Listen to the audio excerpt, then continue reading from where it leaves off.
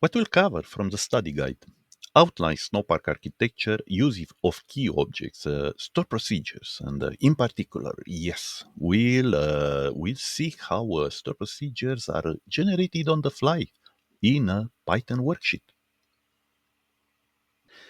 Okay, we used until now SQL worksheets in the web UI, but what are Python worksheets?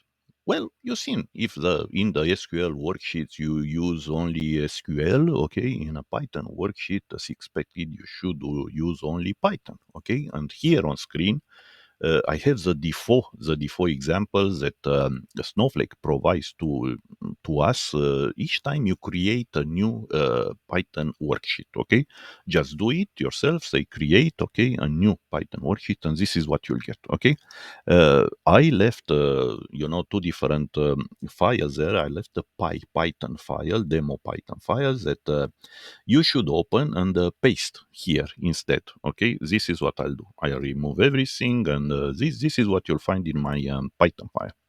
Why I wanted you to do this? Because look around. For this to get this to work, you'll have to make sure that you have a warehouse here on top. You have a role, okay? No database selected. You have to select a database and the schema. So we'll get into test public, okay? Test public, and look, this will use a third-party library package, yeah, Python package that, fortunately for us, it exists here in the Anaconda packages. Okay, they came up with a distribution list from Anaconda, and most of the packages for data science and so on, yeah, they may be found here. If not, yeah, there are ways to reference them, but we'll not get into that right away. For now, I will use a package, and you can find it here. Google for Faker. You see Faker, and you have to click on it. Okay, this should be reference here, and just close this one, and that's it, guys. You see, you go on the button, on the run button here, and let's run it.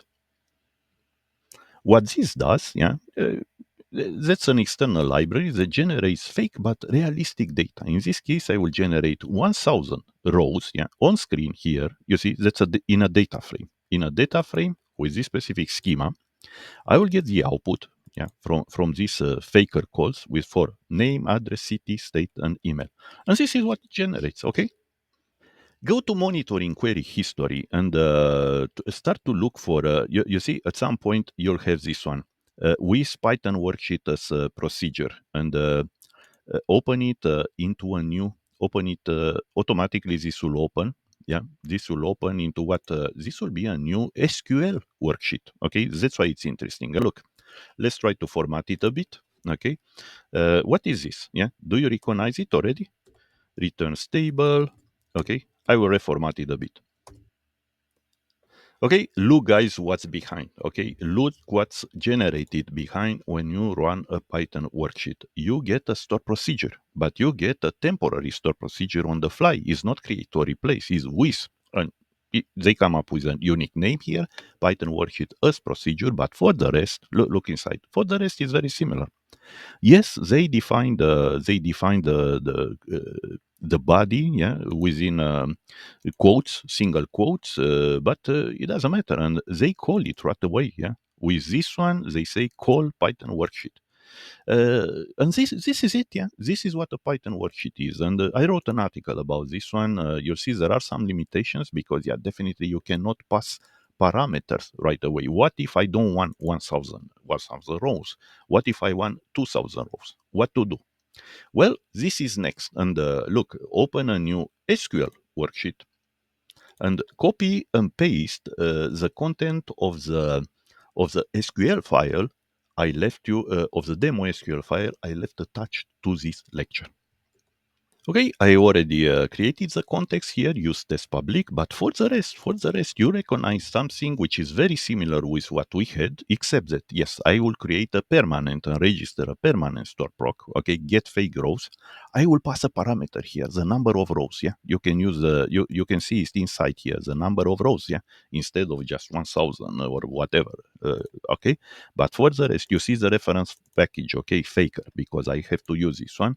Yes, Snowflake, the session is here, number of rows. Yeah, you can see it here. And let's just create it, let's just run it. And guys, I think you have this is all you need basically to know about Python worksheets, but it's important because that's a first major step into uh, creating transparently store procs with just Python code.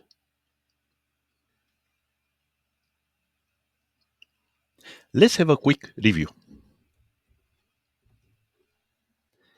Okay, you have it here in the Snowflake account. You can create, as I said before, yeah, SQL worksheets or Python worksheets. And for SQL worksheets, yeah, you come up only with SQL statements that are passed directly to the SQL engine, yeah, of Snowflake in their compute virtual warehouses. Okay, because Snowflake is a data warehouse, and like in any other relational database, Oracle, yeah, whatever, Redshift, and so on, they have an SQL engines and they execute basically SQL.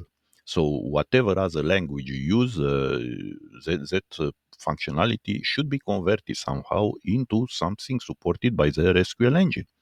And this is what they do here. Yeah, if you write pure Python, okay, in a Python worksheet, they would wrap up everything into a store procedure, okay, that will get also sent to the SQL engine. What's interesting here, yeah, just like in any other store procedure, you can use internal Python packages, also reference and use, as you've seen before with Faker, let's say, packages. They may already have there in what is called Anaconda packages. Okay, guys, and this is it, yeah. Everything here, the store proc, yeah, the Python code will execute into a Python sandbox, yeah, on their virtual warehouses.